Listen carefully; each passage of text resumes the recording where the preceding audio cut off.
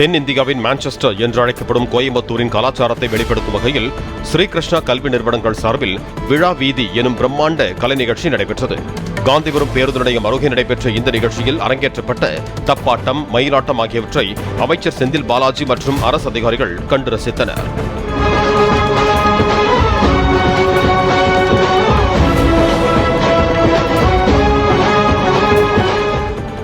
வள்ளிக்கும்மி கலைஞர்கள் பங்கேற்ற நிகழ்ச்சி பார்வையாளர்களை வெகுவாக கவர்ந்தது.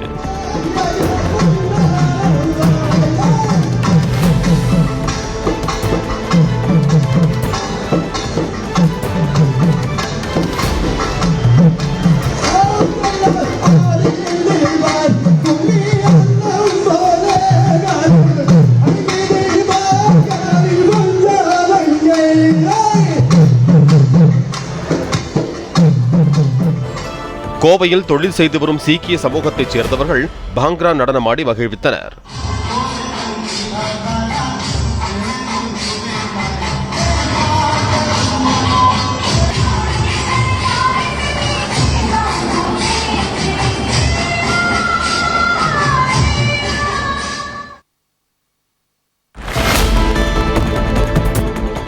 கரூரில் இருந்து ஜவுளி மற்றும் பிற பொருட்களின் ஏற்றுமதியை 50,000 கோடி ரூபாயாக உயர்த்தும் வகையில் தொழில் அமைப்புகள் சார்பில் விஷன் 2030 என்ற திட்டம் அறிமுகப்படுத்தப்பட்டுள்ளது.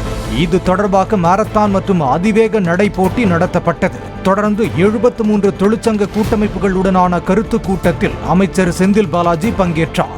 தொழில் வளர்ச்சி கரூரின் அடையாளமாக இருக்க வேண்டும் என கூறிய Senthil Balaji, mat in India என்று கூறுவது போல் மேட் இன் கரூர் என்ற அளவிற்கு உற்பத்தி பொருட்களின் தரத்தை உயர்த்த வேண்டும் என கூறினார்.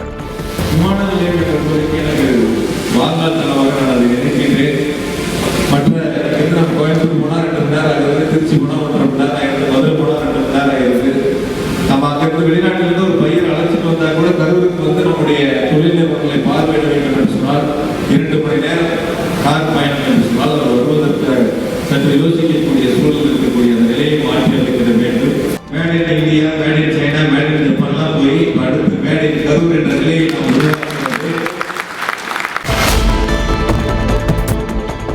நாகப்பட்டினம், மயிலாடுதுறை உள்ளிட்ட டெல்டா மாவட்டங்களின் சுற்றுப்பயணத்தை முடித்து கடலூர் மாவட்டத்திற்கு வருகை புரிந்த துணை முதலமைச்சர் உதயநிதி ஸ்டாலினுக்கு மாவட்ட எல்லையான சிதம்பரம் பல்லம்படுகையில் திமுகவினர் உற்சாக வரவேற்பளித்தனர்.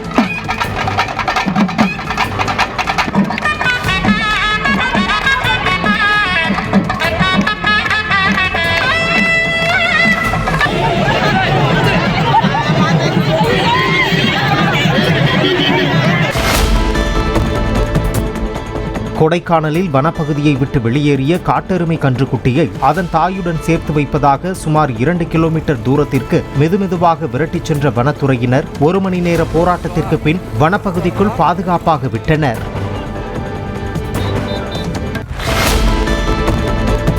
திருப்பத்தூர் மாவட்டம் நார்சாம்பட்டி பகுதியைச் சேர்ந்த விஷாலி என்ற கர்ப்பிணிக்கு உரிய சிகிச்சை அளிக்காததால் வயிற்றிலேயே குழந்தை இறந்துவிட்டதாக உறவினர்கள் குற்றம் சாட்டினர்.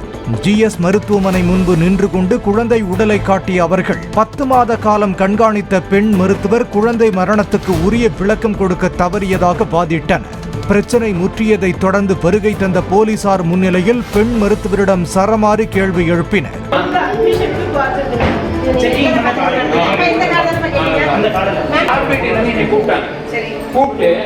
இவங்க சிசேரியன் பண்ணி எடுக்கலாம்,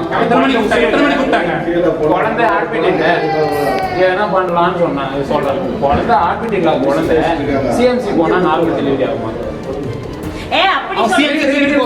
CMC போனா நார்மலா டெலிவரி ஆகும் டாக்டர். CMC போனா நார்மலா டெலிவரி ஆகும் எப்படி சொன்னாங்கன்னு சொல்லுங்க. குழந்தையின் இதய துடிப்பு குறைந்ததே இறப்புக்கு காரணம் என்று பெண் மருத்துவர் கூறியதை தொடர்ந்து காவல் நிலையத்தில் புகார் ஏதும் கொடுக்காமல் கலைந்து சென்றனர்.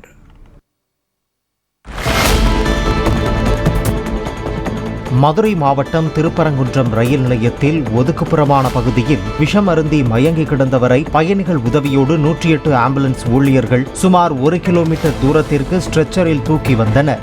மயங்கி கிடந்தவர் தேனியைச் சேர்ந்த பாலா என்பதும் சிம்மக்கல்லில் ஹோட்டலில் வேலை பார்த்து வருகிறார் என போலீசார் தெரிவித்தனர். கோயம்புத்தூரில் நாம் தமிழர் கட்சியில் இருந்து விலகிய கோவை வடக்கு மாவட்ட செயலாளர் ராமச்சந்திரன் தலைமையில் 200க்கும் மேற்பட்டோர் அமைச்சர் செந்தில் பாலாஜி முன்னிலையில் திமுகவில் தங்களை இணைத்துக் கொண்டனர்.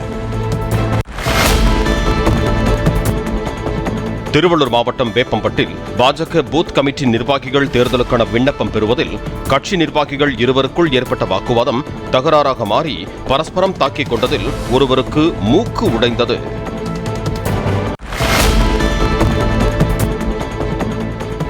மகாராஷ்டிரா சட்டமன்ற தேர்தலில் காங்கிரஸ் கூட்டணியின் தோல்விக்கான காரணங்களை ஆராய்ந்து பார்க்க வேண்டும் என்று திமுக நாடாளுமன்ற குழு தலைவர் கனிமொழி தெரிவித்துள்ளார். டெல்லிக்கு செல்லும் வழியில் சென்னை விமான நிலையத்தில் செய்தியாளர்களை சந்தித்த அவர் திங்களன்று தொடங்க உள்ள நாடாளுமன்ற குளிர்கால கூட்டத்தொடரில் தமிழகத்தின் உரிமைகள் தொடர்பான பிரச்சனைகளுக்காக திமுக குரல் கொடுக்கும் என்றார். காவிரியில் கலக்கும் சாயக்கழிவு நீரால் கேன்சரை உற்பத்தி செய்யும் மாவட்டமாக ஈரோடு உள்ளதாகவும் இதற்கு அரசு தீர்வு காண வேண்டும் எனவும் ஈரோட்டில் கொங்குநாடு மக்கள் தேசிய கட்சி பொதுச் செயலாளர் ஈஸ்வரன் தெரிவித்திருக்கிறார். கள் அனுமதி தொடர்பாக அனைத்துக் கட்சி தலைவர்களையும் சந்தித்து ஆதரவு திரட்டுவேன் என தெரிவித்த அவர் அவிநாசி அத்திக்கடவு திட்டத்தின் பெயரில் காளிங்கராயர் பெயரை சேர்க்க வேண்டும் என்று கூறினார். சிவகங்கை மாவட்டம் காரைக்குடி பள்ளத்தூர் அருகே கருவியப்பட்டியில் 103 பவுன் தங்க வைர நகைகள் திருட்டு வழக்கில் 2 பேர் கைது செய்யப்பட்டனர். சேதுராமன் என்பவரது வீட்டில் வைக்கப்பட்டிருந்த அவரது சொந்த நகை மற்றும் கோவிலின் தங்க வைர நகைகள் திருடு போனது குறித்து 3 தனிப்படையினர் விசாரித்து வந்தனர். அதே பகுதியைச் சேர்ந்த சுரேஷின் நடவடிக்கையில் சந்தேகம் ஏற்பட்டதால் அவரிடம் நடத்தப்பட்ட விசாரணையில் ஆடம்பர செலவுக்காக நகையை திருடியதை ஒப்புக்கொண்டார். இதனையடுத்து சுரேஷ் மற்றும் அவரிடம் இருந்து நகையை வாங்கிய அடகு கடை உரிமையாளர் சோமசுந்தரம் ஆகியோரை கைது செய்து திருடு போன 103 பவுன் தங்க வைர நகைகள், 4 கிலோ வெள்ளி மற்றும் 1 லட்சம் பணத்தை போலீசார் கைப்பற்றினர். திருவண்ணாமலை மாவட்டம் வந்தவாசியை அடுத்த பாதிரி கிராமத்தில் உள்ள ஏரிக்கரையில் கொட்டப்படும் கழிவுகளால் நீர் மாசடைவதோடு விவசாயம், குடிநீர் ஆதாரமும் பாதிக்கப்படுவதாக அப்பகுதி மக்கள் தெரிவித்துள்ளனர். இறைச்சி கழிவுகள், வீட்டு குப்பை கழிவுகள், காய்கறி கழிவுகள், மருத்துவ கழிவுகள் இங்கு கொட்டப்படுவதாக அம்மக்கள் புகார் தெரிவிக்கின்றனர். குப்பை கொட்டுவோர் குறித்து தகவல் தெரிவிக்கலாம் என கூறி வைக்கப்பட்டுள்ள வாட்ஸ்அப் எண்ணும் கண் துடைப்புத்தான் என்று கூறும் அவர்கள் தவலகிரீஸ்வரர் ஆலயம் மற்றும் காஞ்சிபுரம் செல்லும் இந்த பிரதான சாலையில் குப்பை கழிவுகளை கொட்டுவோர் குறித்து அறிய அங்கு சிசிடிவி கேமராக்களை பொருத்த வேண்டும் என கேட்டுக் கொண்டுள்ளனர்.